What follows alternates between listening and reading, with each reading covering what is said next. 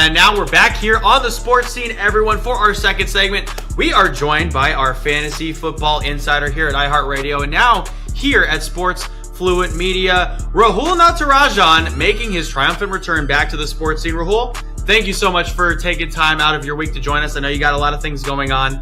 This is our yearly now fantasy football special here on the sports scene. We did let our listeners down last year. I will admit, everything we said was wrong. It was bad. We thought last year we had the team of the century, and they probably all, if people listen to us, they probably all ended up in the toilet bowl game. This year, in the theme of the Olympics, we are now giving everyone their redeem team. How does that sound?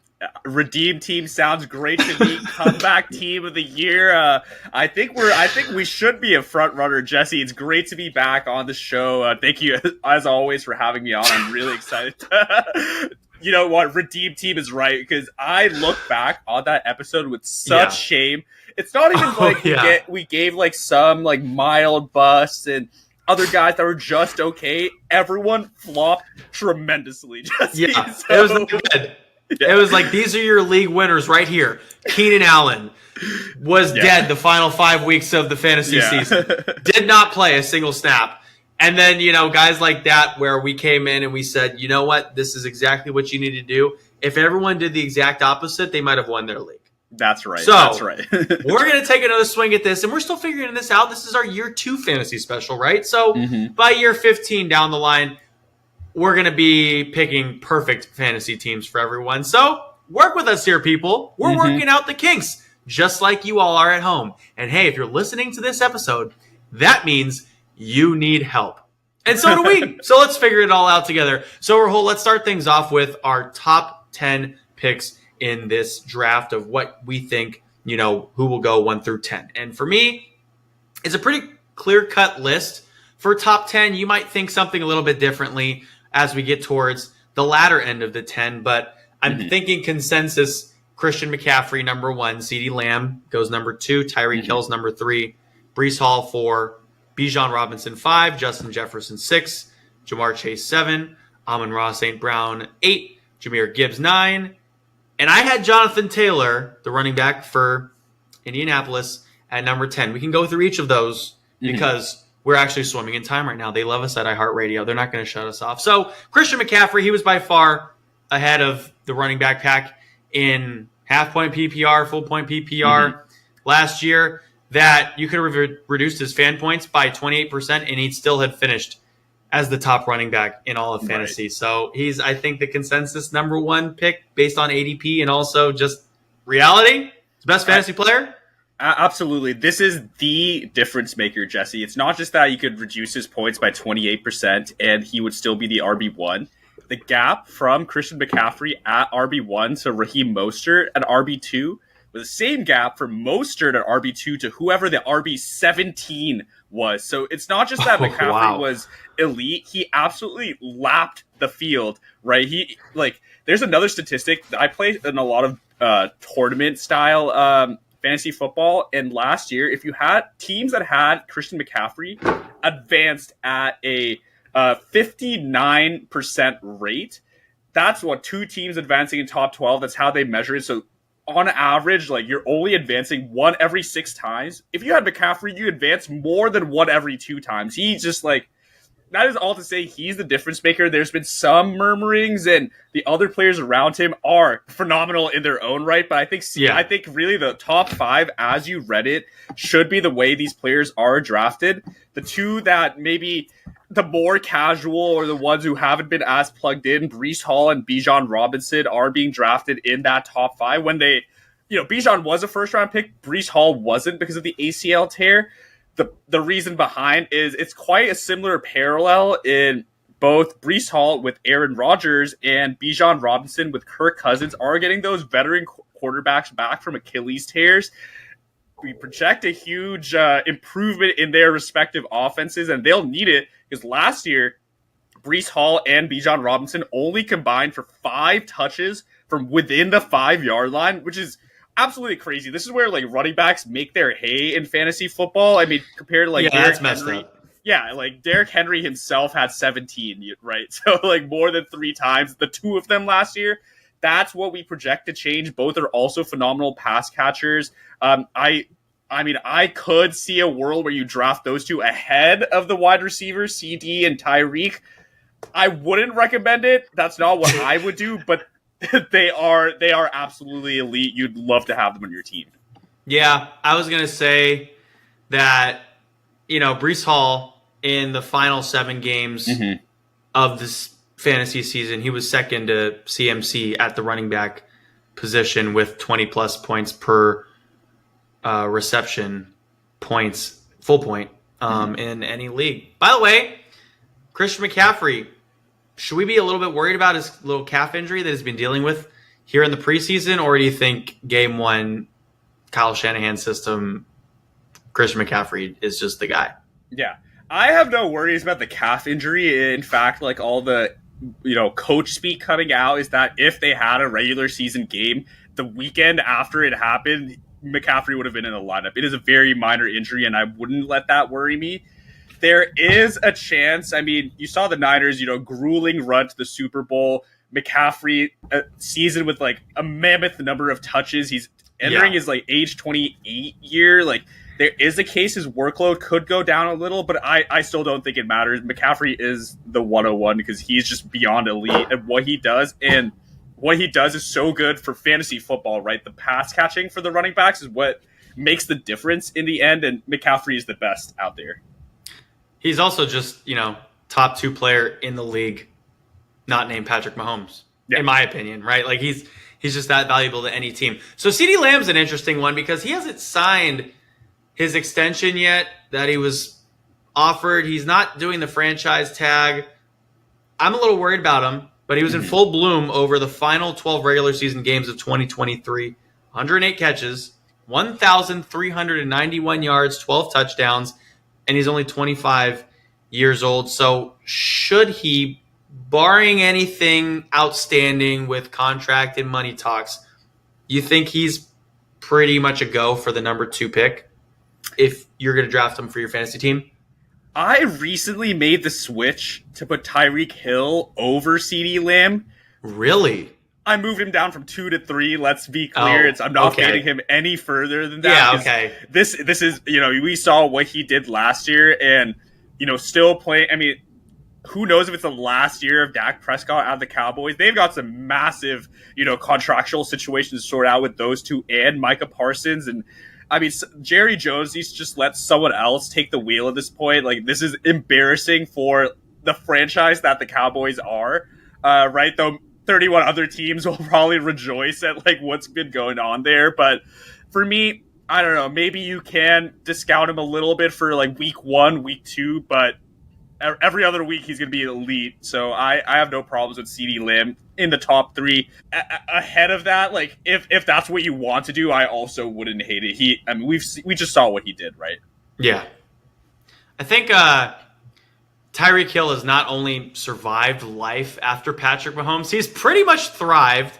He's had back-to-back seasons of 170-plus targets, 119 catches for 1,700-plus yards in Miami. So, if you're listening to Rahul and I, Tyreek Hill could be number 2. He could also be number 3. He shouldn't be faded more than number 3 in the reality of every situation. We touched on Breece Hall, who I mentioned would probably be my number 4 because of those final 7 games of the season after coming back from injury and after the Aaron Rodgers ACL injury in week 1. Bijan Robinson comes in at my number 5, Rahul, just a little bit ahead of a couple more wide receivers because among running backs with at least 150 touches, he was number 6 in fantasy points per touch, and a workload increase is expected under the new offensive coordinator, Zach Robinson, for this squad because Atlanta decided that they should actually try to be good for once since 28-3, right?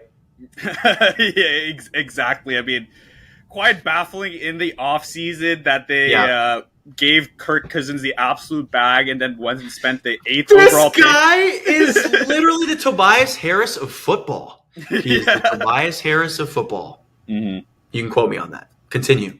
Yeah, but the offense should be a lot better. And Zach Robinson, I like that you highlighted him. Him and the head coach Raheem Morris are coming over from the Rams, and that has obviously been a super electric offense under Sean McVay.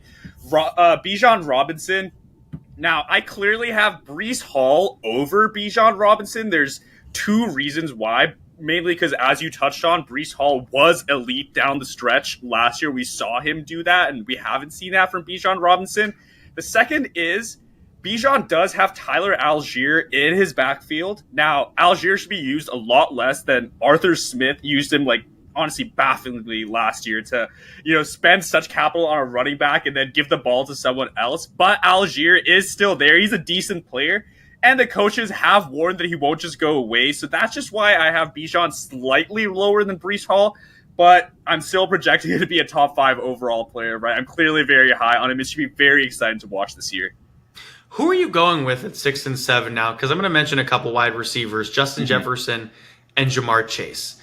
If we think about both of them independently, Justin Jefferson was number 3 in fantasy points at wide receiver from weeks 15 to 18 with Kirk Cousins out, which bodes well for his transition to the J.J. McCarthy era in Minnesota, except for the fact that J.J. McCarthy's hurt, so now it's the Sam Darnold era in Minneapolis. But, like I said, he was number 3 in fantasy points from weeks 15 to 18. Now, Jamar Chase, with Joe Burrow at quarterback, a fully healthy Joe Burrow, has averaged a 17-game regular season pace of 106 catches, 1,480 yards, and 12 and a half touchdowns over his 3 seasons in the NFL. Who are you taking 6th, and who would you take with the 7th pick? That's a great question. 2 elite players, and you obviously see the Jefferson jersey right here. And actually, if I pan over to the other side, there's Jamar Chase. Oh, jeez. Okay. The boys are listening in on this question here, but may I actually introduce 2 other players for your consideration for the 6th overall pick?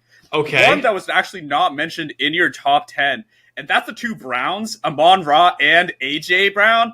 I probably wouldn't take A.J. Brown over the aforementioned duo, but Amon-Ra has a strong case. Now, this man has been absolutely elite since he broke out at the latter end of his rookie year, people, including myself. I honestly was a little late to the train, but he just kept proving me wrong. He had, obviously, a career year, got the bag, and I think Amon-Ra at 6, it may come down to the type of player, the type of drafter you are at fantasy football, and while this may kind of sound like I'm advocating for you to be a coward, that's not what I'm saying. But Amon-Ra is going to be a much safer asset than either Justin Jefferson.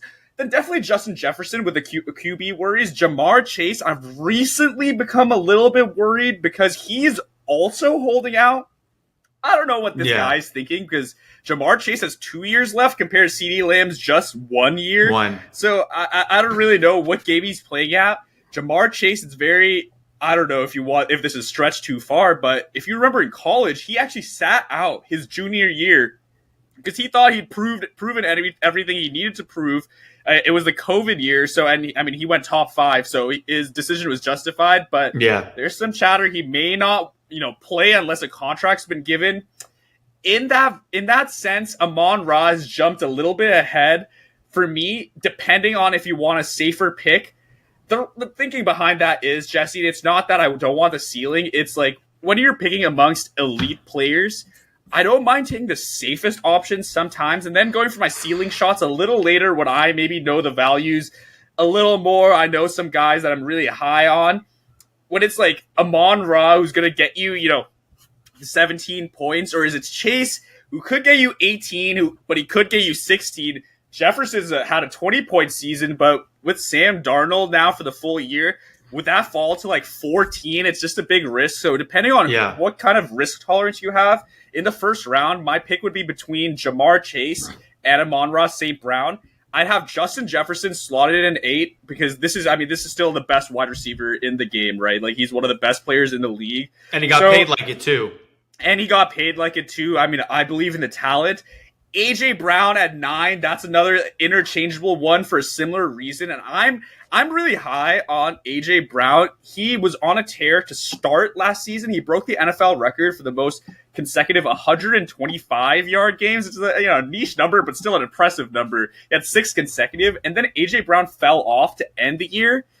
This lined up almost exactly with the Eagles coming out of their bye, and their whole offense just kind of fell apart. Jalen Hurts also faded down the stretch. They had a very unimaginative offense. They were actually bottom of the NFL at using motion, which now it just seems like, why not use motion?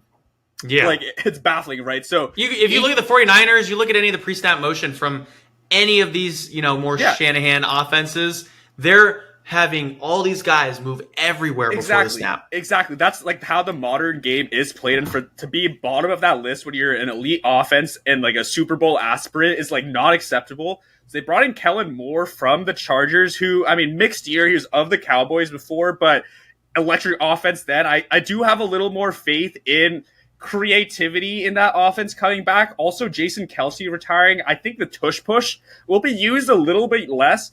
AJ Brown was also paid this offseason, and I have faith he's going to return a top 8 or top 9 season. Justin Jefferson, AJ Brown is the exact same Chase Amon-Ra debate.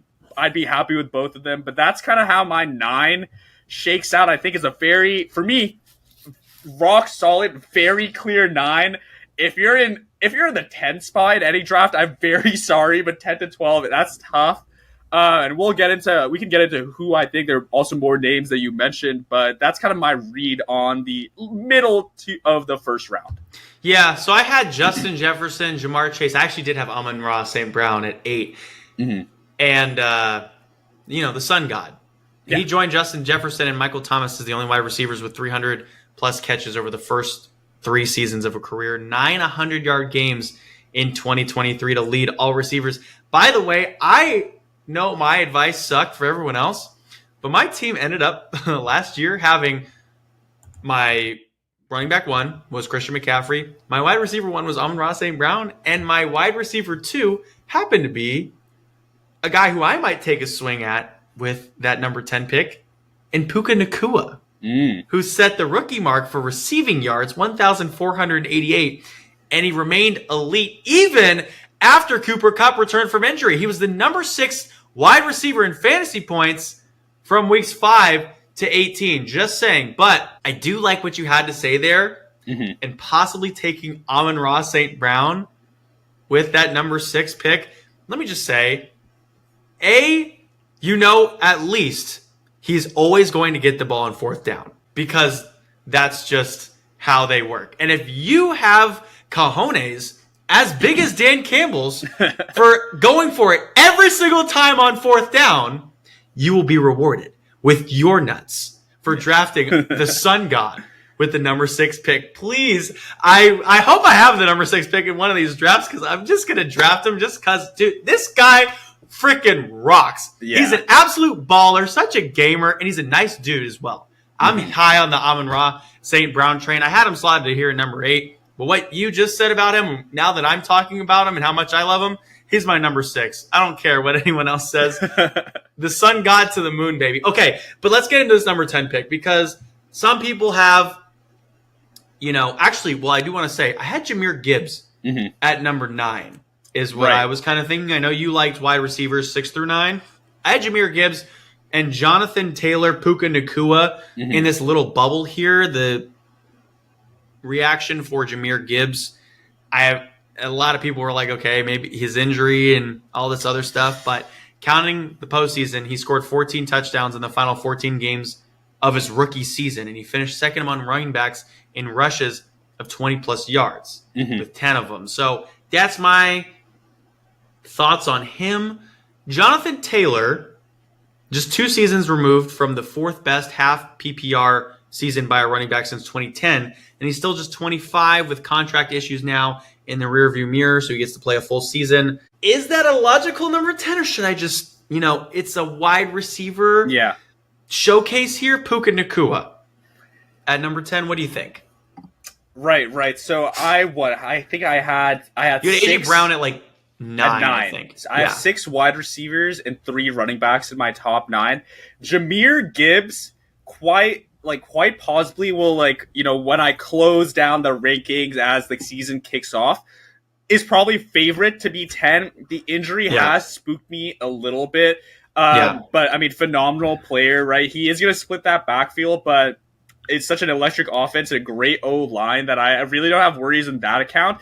And Jahmyr Gibbs came out of college as one of the best pass catching backs, we've seen in the recent era, and he didn't really get too involved for what we expected. So there's like a unlimited ceiling there. There's also a contingent ceiling if David Montgomery, who did miss 3 games last year, also gets injured. So Jahmyr Gibbs will probably be ending as the 10th overall pick. 11 through 15 is kind of a tier for me.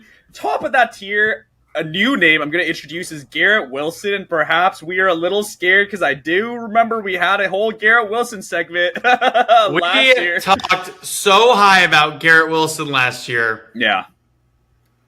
And Austin Eckler as well. Hey! I don't know. We'll have to check the tape on that one. I think I think maybe Austin Eckler was my lone good call for the episode to fade him. But Garrett Wilson, great player, expensive price tag if we were to take him at 11, especially when you consider the wide receiver you did mention, Puka Nacua, has put on that kind of performance that merits that kind of draft capital. Puka, my one ding with him that he also, like Gibbs, has had a little bit of a preseason injury that he should be fine for. But the big difference, I think, is Cooper Kupp now has a healthy offseason back at him. I actually went to Rams training camp, and he didn't play in the preseason, but I actually went to the training camp, and Cooper Kupp was looking pretty shifty out there, and we've heard a lot of good stuff about Cooper Kupp. So for that reason, I could almost see Puka and Kupp kind of converge to the middle, both of them be like wide receiver 13, 14, but that's why at wide receiver 7, I don't really want to draft Puka that highly. Turning over the other options, Jonathan Taylor, like you mentioned, I think Jonathan Taylor and Saquon Barkley are 2 very similar players in the sense that both of them are going to have running quarterbacks who are absolute units, right? Like Jalen Hurts, unit. Anthony Richardson, unit. These guys are going to feast in the red zone.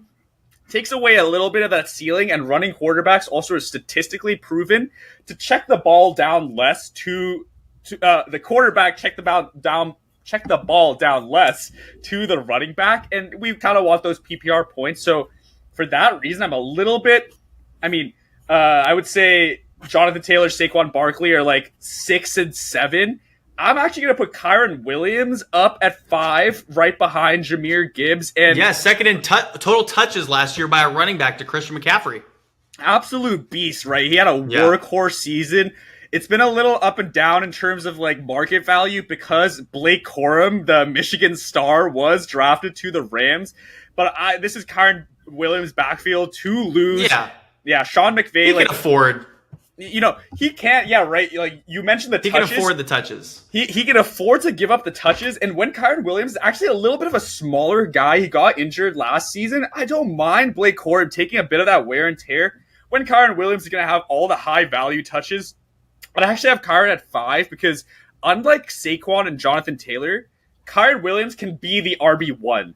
Right, like Jahmyr Gibbs and Kyron have RB1 in their ceiling, whereas Jonathan Taylor and Saquon, because of the reasons I mentioned with the touchdowns and the targets, don't have that in their outcomes. So that's kind of how I have it. If I had to lock in 10, we said Gibbs. If I had to rank it from there, I go Garrett Wilson at I go Kyron Williams at 11, Garrett Wilson at 12, Saquon 13, Jonathan Taylor 14, and then Puka Nacua finally at 15 is how I would round out like an elite 15 when, it does drop off, but that's my top 15. Interesting. I like that. Yeah, I had Jahmyr Gibbs at 9, Jonathan Taylor at 10. I had Puka at 11, A.J. Brown 12, Saquon 13, Derrick Henry at 14, and Garrett Wilson at 15 with Kyron Williams just below I 15 see. in the bubble at 16. But, agree to disagree is what we'll say because we got to move on here. Yeah. We're going to take a break there for a sec to get some commercials in here, but don't go anywhere. Sports Scene We'll be right back.